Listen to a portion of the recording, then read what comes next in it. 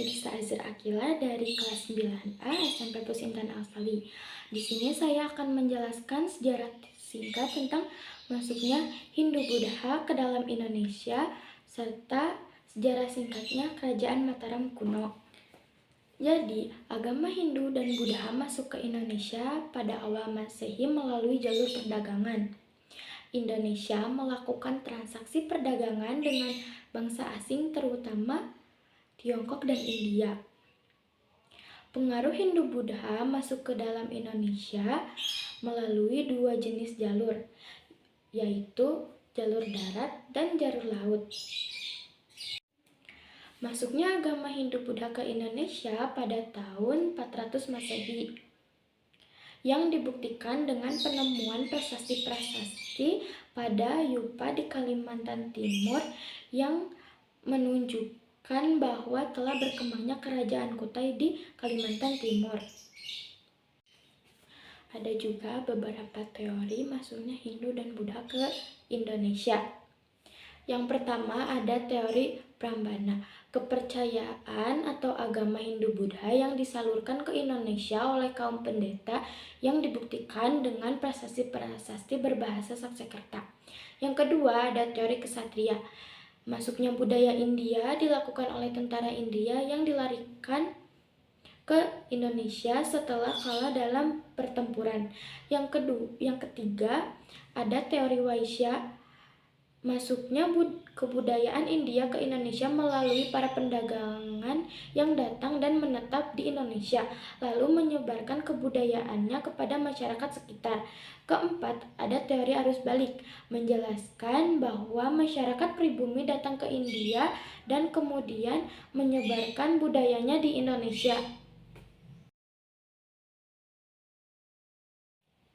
Jadi, Mataram kuno didirikan pada tahun 732 Masehi oleh Raja Sanjaya dari dinasti Sanjaya.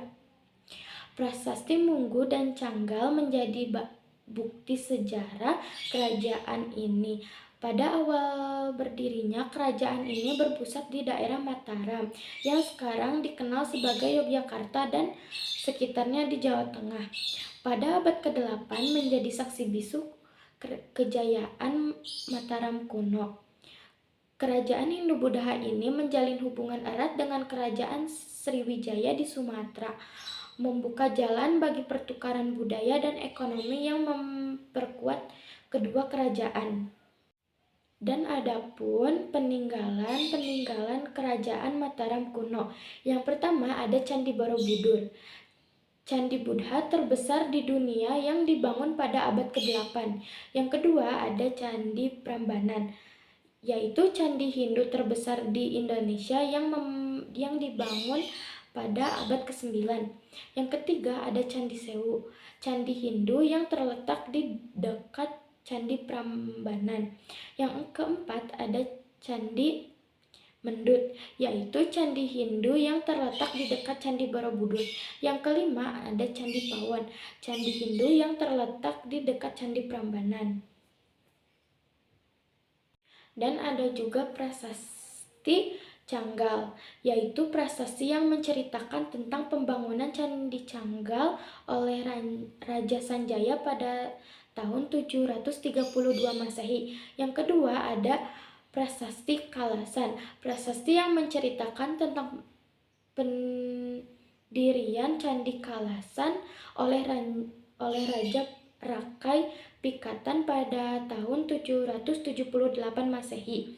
Yang ketiga ada Candi Mayasih, prasasti yang menceritakan tentang pembangunan Candi Mendut dan Candi Pawon oleh Raja Rakai Pikatan pada tahun 824 Masehi.